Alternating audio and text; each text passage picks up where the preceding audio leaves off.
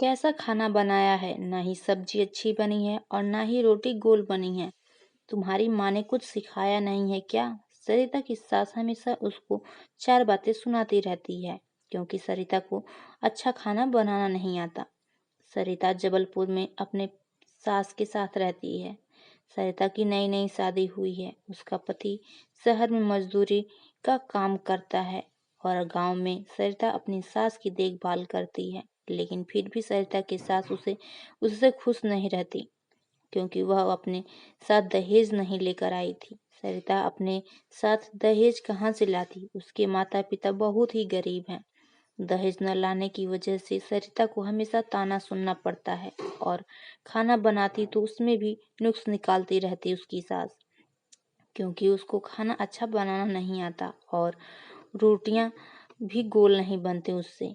इसकी वजह से वह हमेशा डांट ही सुनती रहती। फिर भी सरिता अपनी सास की अच्छे से देखभाल करती है, लेकिन उसकी सास ज्ञानवती कभी भी अपने बहू से खुश नहीं रहती है।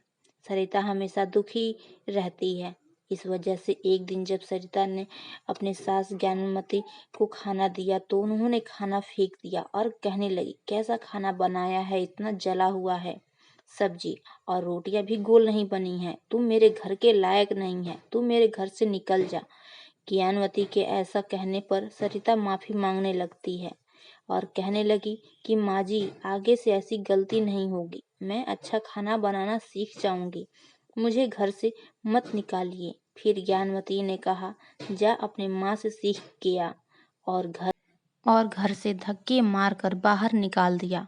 सरिता के पास पैसे भी नहीं थे कि वह अपने मायके चली जाए, क्योंकि उसका मायका बहुत ही दूर है। फिर वह पैदल ही चलने लगी और जब वह थक गई तो एक पेड़ के नीचे बैठ गई और सोचने लगी कि खाने के लिए कुछ घर से नहीं ले आई और मेरे पास पैसे भी नहीं हैं।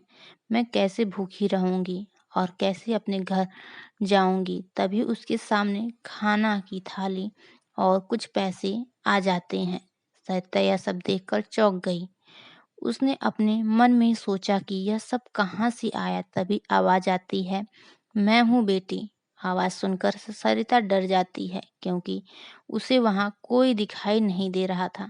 तभी पेड़ की लताएं झुककर सरिता से बातें करने लगी। जिस पेड़ के नीचे बैठकर रो रो कर सोच रही थी सरिता।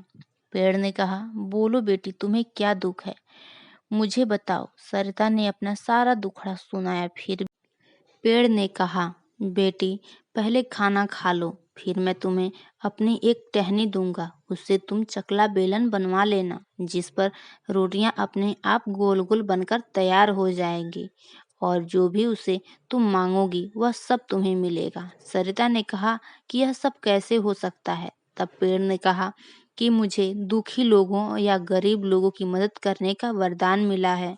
सरिता उस पेड़ का धन्यवाद करती है और पैसे और टहनी लेकर वह अपने ससुराल जाने लगती है। फिर सरिता ने सोचा, इतनी जल्दी ससुराल जाऊंगी तो माँ जी को शक होगा कि मैं इतनी जल्दी सब कैसे सीख गई। तब सरिता ने सोचा, मैं अपने मायके चली जाती हूँ, कुछ दिन रहकर आऊंगी तो उन्हें लगेगा कि खाना बनाना माँ से सीख कर आई हूँ। सरिता अपने मायके गई और अपने माता पिता को सब बताया और उस टहनी से चकला बेलन बनवा लाई। उस चकला बेलन की मदद से खूब सारा धन मांगा और अपने माता पिता को दे दिया, जिससे उनकी सारी गरीबी मिट गई। कुछ दिन बीतने के बाद वह अपने ससुराल कपड़े और गहने लेकर आए, जिससे उसकी सास देखकर बहुत ही खुश हो गई और कपड़े वाले थैले में जब चकला बेलन देखी तो बोली कि अपने यहाँ चकला बेलन नहीं है क्या कि वहां से उठा लाई? आपने बोला था कि गोल रोटियां बनाना सीख कर आना और मैं इसी चकला बेलन से गोल रोटियां बनाना सीखी हूँ। दूसरे चकला बेलन पर रोटियां गोल नहीं होती मुझसे, इसलिए मैं यह उठा लाई। सरिता की सास ज्ञानमती कपड़े और सोने के गहनों को देखकर बहुत ही खुश हो रही थी और बोल रही थी कि तुम्हारे माता पिता इतने गरीब हैं, इतना सारा गहना और कपड़े कहाँ से दिए? उसने कुछ बोला नहीं और वहीं खड़ी रही। तब उसकी सास ज्ञानवती बोली, खड़ी खड़ी मुझे क्या देख रही हो, खाना कब बनेगा? सरिता को कहा, सरिता रसोई घर में जाकर उस चकले बेलन को नीचे रखकर उसे खाना मांगने की सोचने लगी। उसने उसके सोचने से ही वहां खाना प्रकट हो गया और सास को खाना दे आती है। तब उसकी सास बोलती हैं, चलो अच्छा हुआ तुम्हें घर से निकालने का कुछ तो फायदा हुआ कि तुम जल्दी से ही इतना स्वादिष्ट खाना बना लेती हो। कुछ दिनों तक ऐसा ही चलता रहा।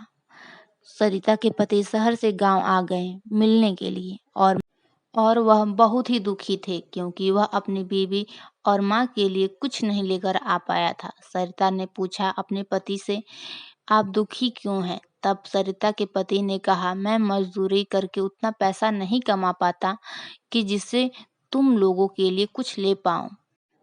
तब सरिता ने कहा, आपको शहर जाने की जरूरत नहीं है। सरिता के पति ने पूछा, वह कैसे? तब सरिता ने सारी बात अपने पति को बताया और कहने लगी कि हमारी गरीबी दूर हो जाएगी। तब दरवाजे के पीछे से उसकी सास भी यह बात सुन गई। वह सरिता को हमेशा दुख में देखना चाहते थे, इसलिए उसने सोचा जब रात होगी तब मैं उस चकला बेलन को चुरा लूंगी। जैसे रात हुई, ज्ञानवती रसोई घर में चकला बेलन चुराने गई, वैसे ही बेलन उड़ उड़कर उसको मारने लगी क्योंकि वह चमकला बेलन नेक लोगों की मदद करता है। सरिता एक नेक दिल की औरत है, इसलिए सरिता की मदद उस पेड़ ने की थी। उसकी सास नेक दिल की नहीं है, इसलिए वह बेलन उसको मारने लगा।